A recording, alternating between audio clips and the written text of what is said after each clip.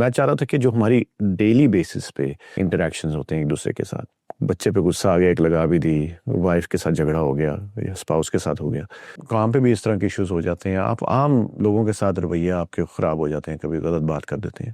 تو اس صورت میں اگر میں لینز آف فیتھ کے تھرو دیکھتا ہوں اپنی لائف کو، تو میں کس طرح سے ڈفرینٹلی ایکٹ کروں گا؟ ہر سچویشن میں یہ چاہت میری بن جائے کہ میں نے اس سچویشن میں اللہ تعالیٰ کی رضا کو ڈھونڈنا ہے اور اس کو پانے کی کوشش کرنی ہے. یعنی when I say faith، اور کیوں پانے کی کوشش کرنی ہے، وہ دوسرا فیتھ کا ایسپیکٹ ہے.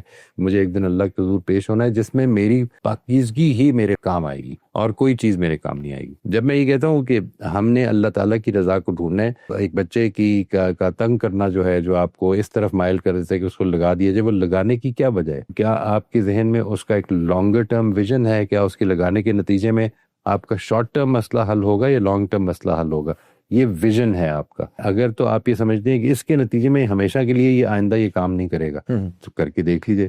یعنی آئی تھنک وہ، لیکن اگر وہ مانتا ہی نہ ہو، بار بار اسی طرح کرتا ہو، تو پھر آپ کا دل یہ تو پرابلم سالو کرنا ہے نا. یعنی آپ نے دیکھیے، جو میں چیز عرض کر رہا ہوں وہ صرف اتنی سی ہے کہ آپ نے زندگی کو اس طرف سے اپروچ کرنا ہے کہ میں نے ایک طرف تو مسئلے کو حل کرنے کی طرف لے کے جانا ہے. ناٹ ٹوڈے، میرا پرابلم آج کا مسئلہ صرف حل کرنا نہیں ہے، میرا پرابلم اس کو اس قابل بنانا ہے کہ یہ مسئلے حل کر سکے. I want that relationship جس کے نتیجے میں we should have a very open kind of an environment. جو جیسے ہی میں اس جگہ پہ کھڑا ہو جاتا ہوں کہ میں نے آج کا مسئلہ حل کرنا ہے، تو اصل میں سروائیول موڈ میں آ گیا ہوں. اس کے بعد میرا لانگ ٹرم ویژن بھی ختم ہو جاتا ہے. میں کیا چاہتا ہوں، میں کس طرح سے اپروچ کرنا چاہتا ہوں. ہماری اتنی عادت ہو چکی ہوئی ہے کہ ہم وی لیو ان اے سروائیول موڈ کہ ہم یہ بھول جاتے ہیں کہ اس پوری زندگی کے اندر ایک سفر کار فرما ہے. We are actually going through a journey which is going to help us elevate our own lives. میری آپ کی زندگی جو ہے وہ اس سفر کے نتیجے میں ایلیویٹ کرنی ہے، اور یہ سفر بحیثیت سفر ہی ختم ہو جانا ہے. یہ جس وقت میں ریکگنائز کر لیتا ہوں، اور پھر اس سفر کے اختتام کے بعد اس کے کلوجر نے آنا ہے. And it's not going to be long. اس موت کے فوراً بعد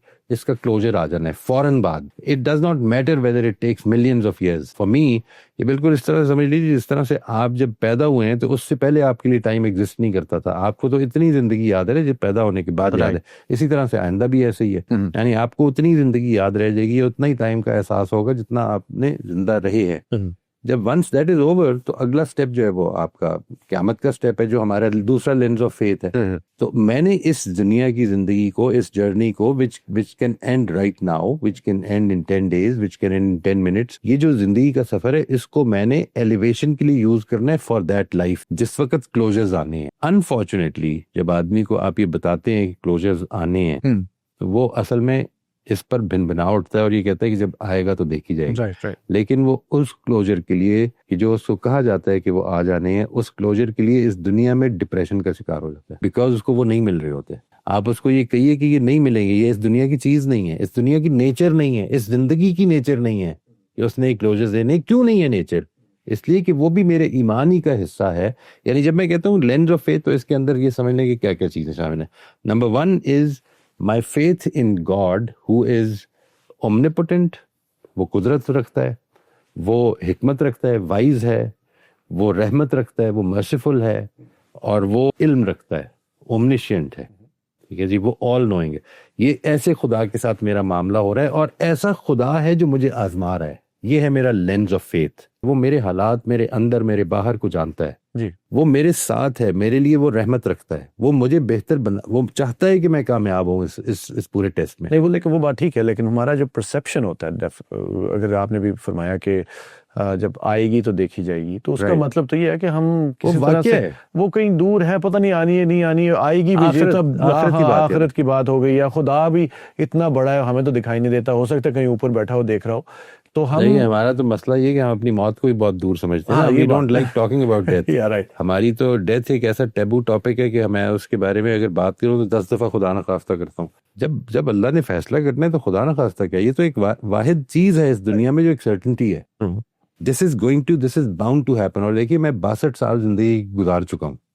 And it did not take much long. I mean, I don't see, oh my God, 62, yeah, that's a very long time. نہیں، مجھے تو ایسا لگتا ہے میں نے پرسوں میٹرک کیا تھا. Right. ٹھیک ہے نا جی. When I was hardly 15 and today اس بات کو تقریباً 40-45 سال ہو گئے 45 سے بھی 47 سال ہو گئے. رائٹ. تو یہ جو 47 ایئرز یا مے بی 62 ایئرز گزرنے کا پتہ نہیں چلا, تو آئندہ اتنے تو نہیں باقی, جتنا بھی ہے وہ اللہ تعالیٰ کی مرضی ہے. لیکن جو چیز مجھے ہوپ دیتی ہے, جو چیز مجھے اس کے بارے میں آپٹمسٹک رکھتی ہے, وہ یہ ہے کہ یہ زندگی کی یہ آزمائش ختم ہو جائے گی, زندگی شروع ہو جائے گی. یعنی when you look at it from the religious perspective, میں یہ عرض کہہ رہا تھا کہ جو لینز آف فیتھ جب میں کہتا ہوں, تو ایک تو اس میں ایٹریبیوٹس آف گاڈ, وہ والے ایٹریبیوٹس آف گاڈ جو میری اس زندگی میں میرے ساتھ ڈائریکٹلی ریلیٹ کرتے ہیں, وہ ایٹریبیوٹس کو جو میں سمجھا ہوں, اس میں اختلاف ہو سکتا ہے, اس میں آپ مزید بھی بتائیں, اور بھی کوئی ہو سکتے ہیں. نہیں, مثال کے طور پہ وہ علم ہے, یعنی خدا علیم ہے, سب کچھ جاننے والا ہے, خدا رحیم ہے, بہت رحمت والا ہے. وہ ہم میں سے ہر ایک کو چاہتا ہے کہ وہ اس دنیا میں کی زندگی کی آزمائش میں کامیاب ہو. خدا قدیر ہے, وہ جو چاہے کر سکتا ہے, اور خدا حکیم ہے, وہ جو کرتا ہے اس میں حکمت ہوتی ہے. یہ 4 ایسپیکٹ جو ہیں, یہ خدا کے وہ بیسک ایٹریبیوٹس ہیں جو میرے ساتھ ریلیٹ کرتے ہیں ڈائریکٹلی. یہ مذہب نے مجھے بتایا کہ یہ ہے خدا کے ایٹریبیوٹس. دوسری چیز جو ہے وہ یہ کہ یہ زندگی کی نیچر یہ ہے کہ خدا ہی مجھے ہر لمحہ آزما رہا ہے, اور ایک لمحہ یہ ڈیسائیڈ کرتا ہے کہ اس سے اگلی آزمائش کیا ہوگی, اور وہ خدا ہی ڈیسائیڈ کرتا ہے کہ یہ آزمائش کب تک چلنی ہے. Nobody else can decide that. ٹھیک ہے جی. اور in this whole process I have to prove myself worthy of God's mercy. یہاں پر جو کچھ مرسی ہے, میری زندگی کا انتظام ہے, وہ خدا نے مجھے بنا مانگے بنا ڈیزرو کیے دے دیا ہے. اس سے آگے مجھے ڈیزرو کرنا ہے. اس کو میں کلوجر کہہ رہا ہوں اصل میں. اچھا. یعنی اس کو میں کہہ رہا ہوں کہ لائف, ہر چیز, ہر ایفرٹ اپنے رزلٹ کا تقاضا کرتی ہے نا. یہاں پر اس دنیا میں ایفرٹ ہے, رزلٹ نہیں ہے. یہاں پر جو رزلٹ آ رہا ہے وہ بھی اصل میں آزمائشی ہے, جو نہیں آ رہا وہ بھی آزمائشی ہے. یہاں پر جو مل رہا ہے وہ بھی آزمائشی ہے, جو نہیں مل رہا وہ بھی آزمائشی ہے. تو ان چیزوں کو نہ پہچان, کلوجر کو نہ سمجھنے کا, یہ جو کلوجر کا کانسیپٹ ہے, اس کو نہ سمجھنے کی وجہ سے ہمارے زندگی میں یا سوسائٹی میں کیا ایسے مسائل ہیں جو آپ کے سامنے ہیں؟ مطلب ہمارے اندر جو ڈس اپوائنٹمنٹس پیدا ہوتی ہیں, ہمارے اندر جو ڈپریشن پیدا ہوتا ہے, جو انگزائٹیز پیدا ہوتی ہیں, جو ہم ایک سوگ نما کیفیت میں رہ جاتے ہیں کئی دفعہ اگر کوئی بڑا میجر نقصان ہو جاتا ہے.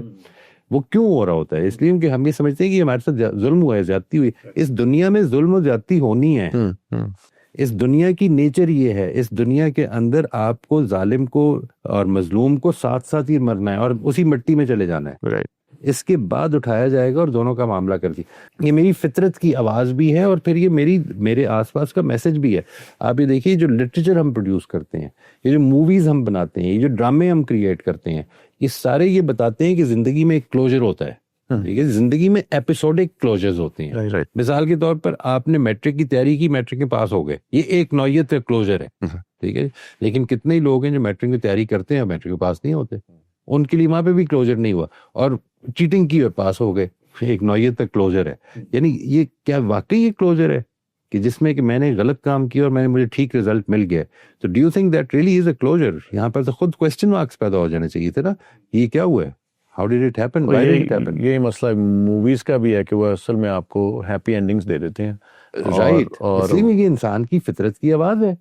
وہ یہ چاہتا ہے, وہ یہ اس کے انتظار میں ہے کہ کلوجرز ہوں. ہم اس پہ خوش ہوتے ہیں کہ اگر ایک آدمی نے ظلم کیا تھا تو اب ہیرو نے اس کا بدلہ لے لیا ہے, وہ 7 لوگوں کو مار دیا ہے, ہیروئن مل گئی ہے. ہاں, وہ ہیروئن بھی مل گئی ہے. یہ جو بات ہے کہ مجھے ایک کلوجر مل گیا ہے, یہ ہے جو ہیپی اینڈنگ. میں اس لیے کہہ رہا ہوں زندگی کا اصل میں کوئی اینڈ نہیں ہے. Life is going to end as a journey. آپ کئی دفعہ اس دروازے تک پہنچیں گے کہ جو آپ کا خیال تھا کہ میرا ٹارگٹ دروازہ ہے, لیکن پتہ یہ چلے گا کہ نہیں, اس سے تو آگے جرنی جاری ہے.